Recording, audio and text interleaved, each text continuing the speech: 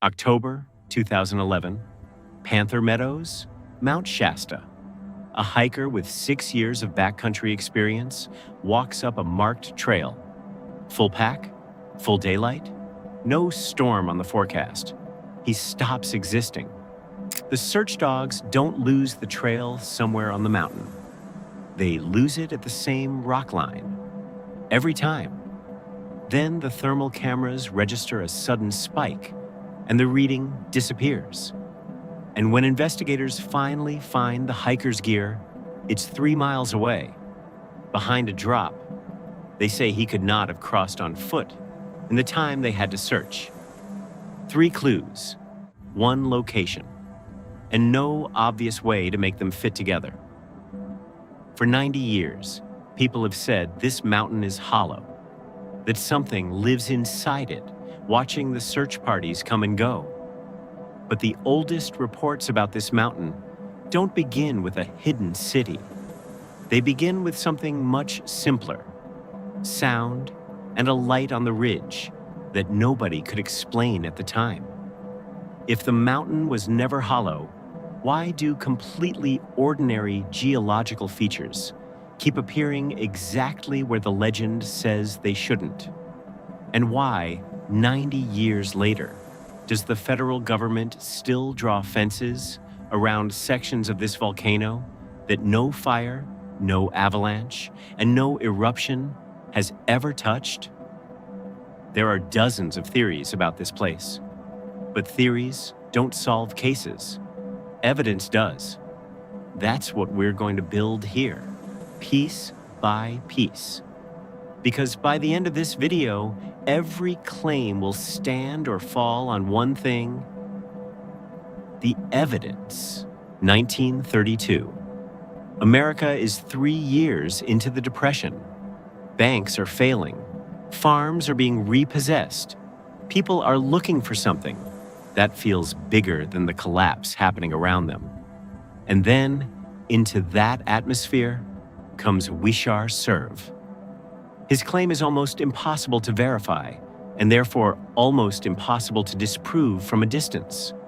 An ancient civilization survives beneath Mount Shasta, inside a glowing underground city called Telos, populated by descendants of a lost continent. The important question isn't whether people believed him. They did.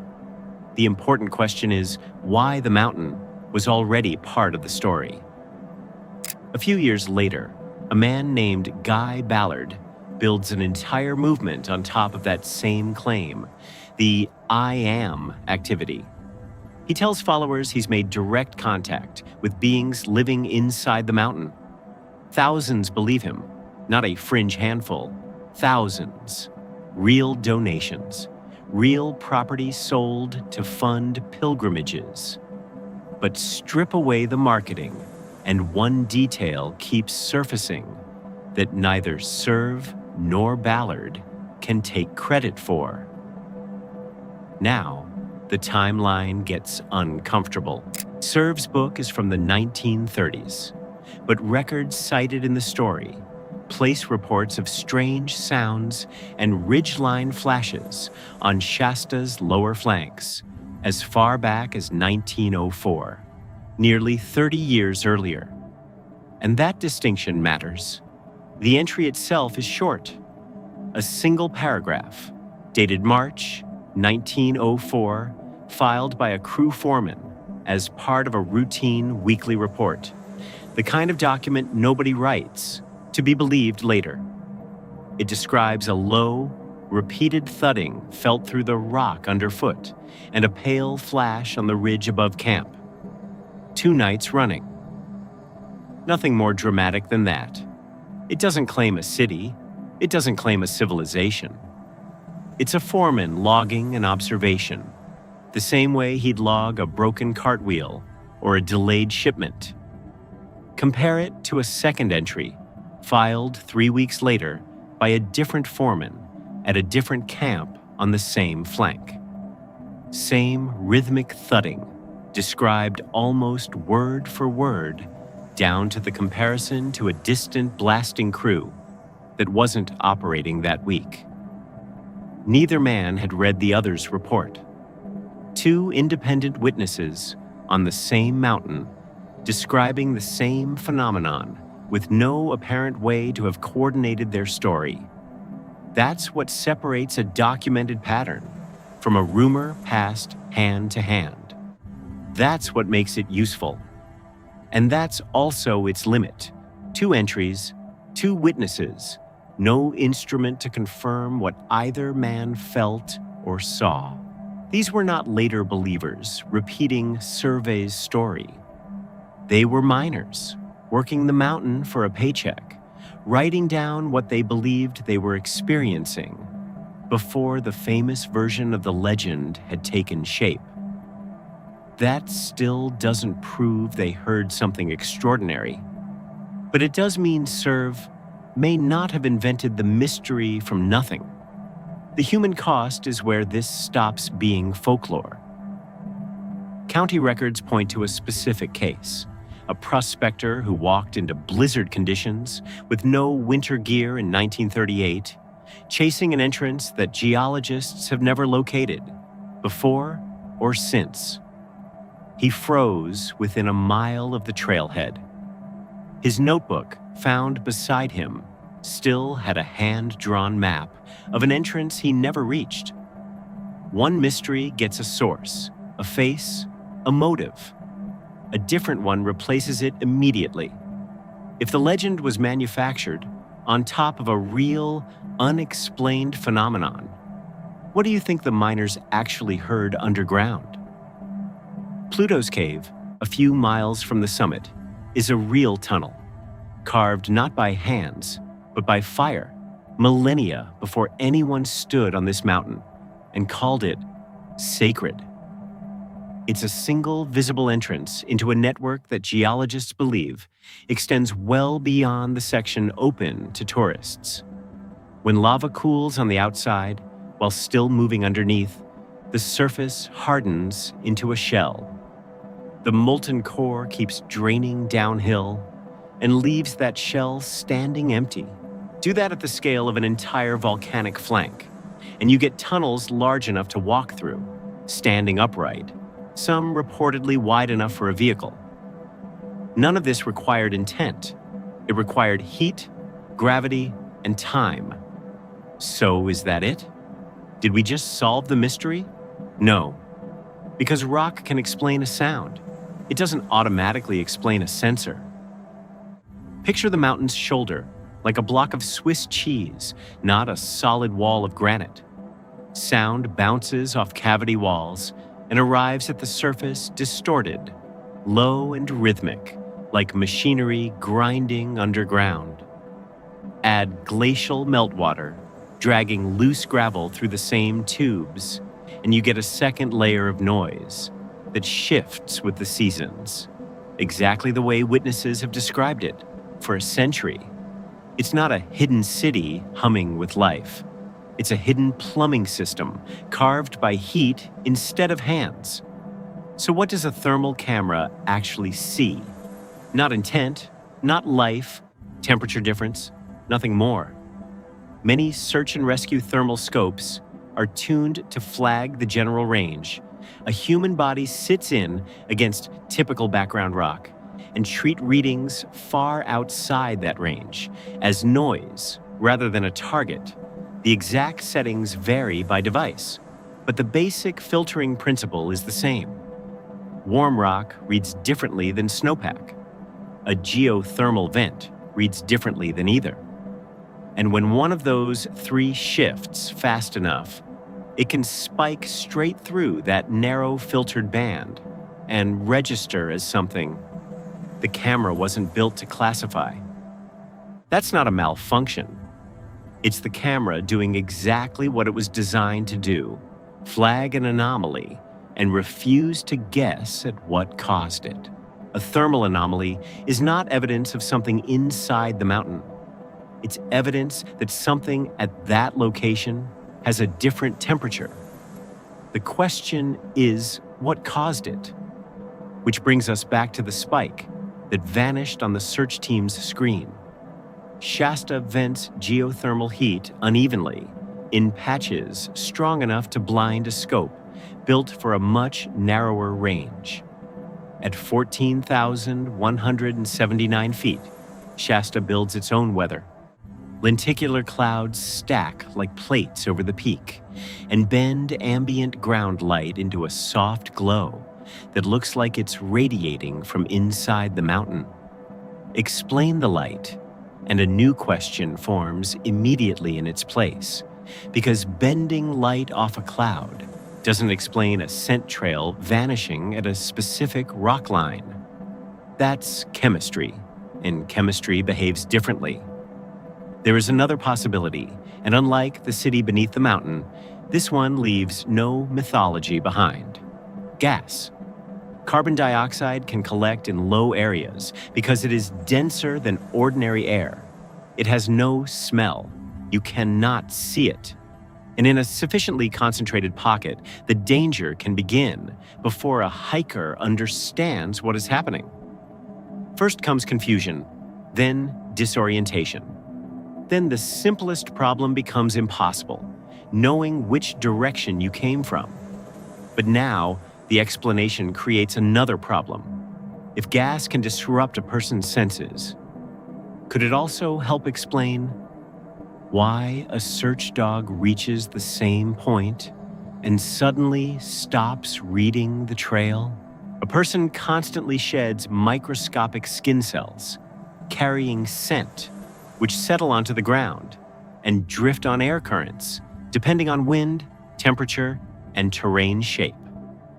A dog doesn't follow a clean line on the ground. It follows a plume in the air, shaped by wind, temperature gradient, and by whatever the terrain does to disrupt both. On flat, open ground, that plume behaves predictably. It spreads in a rough cone downwind, and a trained dog can track its edge for miles without losing the line. A rock outcrop like the one at Panther Meadows breaks that predictability completely, splitting a plume, lifting it, or pinning it low to the ground, depending on the exact geometry of the rock face it hits. Handlers describe this as the dog hitting a wall, not confused, not distracted, simply unable to find a continuous scent cone on the far side of the rock. So would the reported failure actually be unusual under those conditions? Maybe not on its own, but stack a reshaped airflow on top of a dense, odorless gas pocket sitting low in the same terrain fold, and the loss of trail becomes far less mysterious than it first sounded. Which would be consistent with why multiple handlers on multiple searches independently report losing the trail at the same class of terrain feature.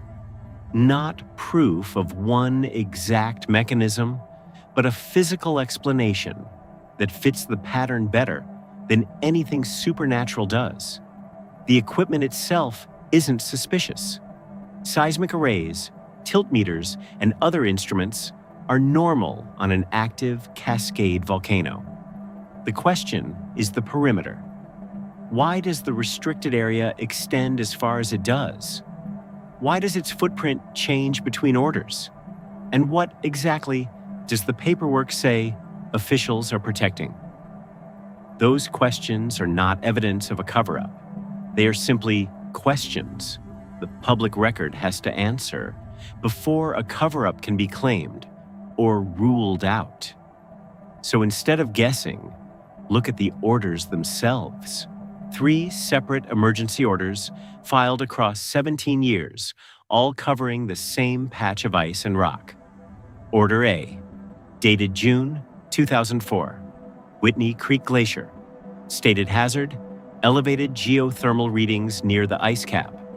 Geographic boundary, roughly 400 acres, mapped along the ridgeline. Order B, dated September 2016. Same glacier. Stated hazard, identical language, near word for word. Geographic boundary, nearly triple the size, extending well past the original ridgeline.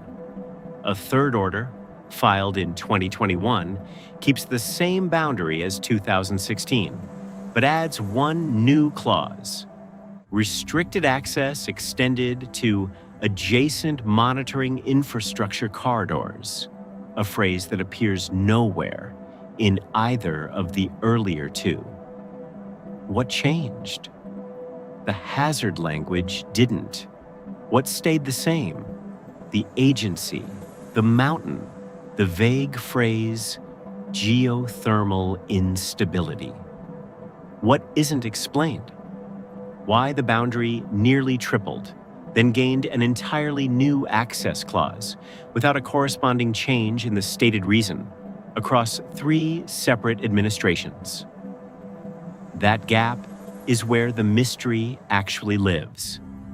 What isn't clear is whether the boundary is protecting the monitoring equipment, something else nearby, or simply being drawn with more caution than the paperwork explains.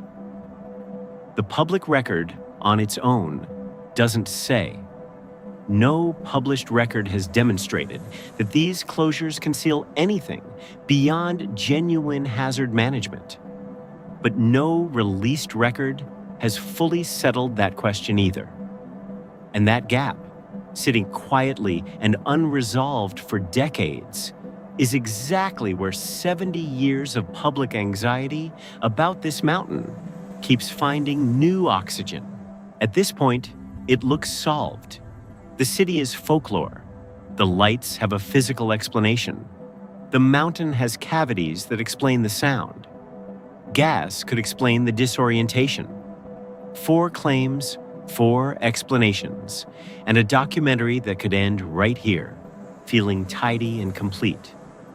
So why are there still unanswered cases? Up to this point, we've looked at the legend, we've looked at the geology, we've looked at the federal paperwork. Every case gets the same review here. Stories don't get ratings, evidence does. Subterranean city, Telos, no physical trace, no archaeological confirmation, no credible mechanism after 90 years of looking.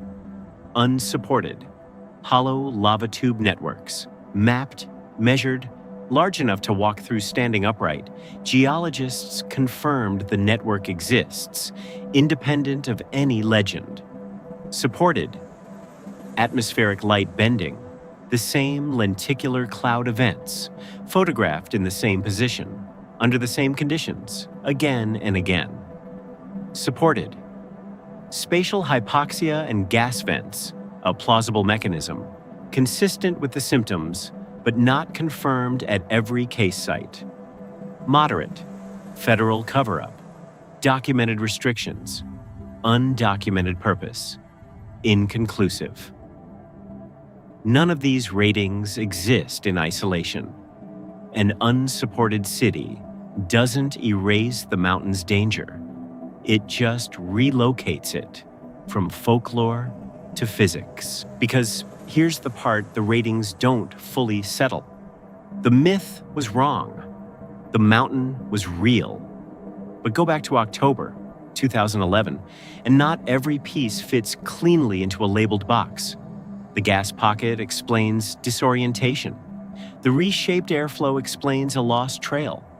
Neither one fully explains 3 miles across a drop that shouldn't have been crossable in the window investigators had. You can accept every rating on this board and still be left holding a case file that doesn't fully close. That's the file this documentary actually leaves behind. Mount Shasta doesn't need a hidden city to be dangerous.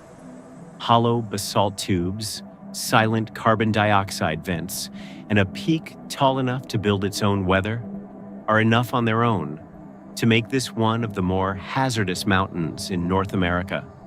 No myth required, no ancient civilization necessary. But as long as those federal lines sit around unmapped lava channels and the paperwork behind them stays this vague, hikers are going to keep walking up that slope looking for answers nobody's handed them yet. Every year, a new group of hikers still goes in. Some just curious, walking the same trailheads the old prospectors once used. Most come back with nothing but sore legs and a good story. A smaller number don't come back with a story at all, and Shasta isn't the only mountain where the terrain itself can become part of the search. The evidence answers two of these questions clearly. The third stays open. Legends survive because people believe them. Cases survive because the evidence refuses to close them.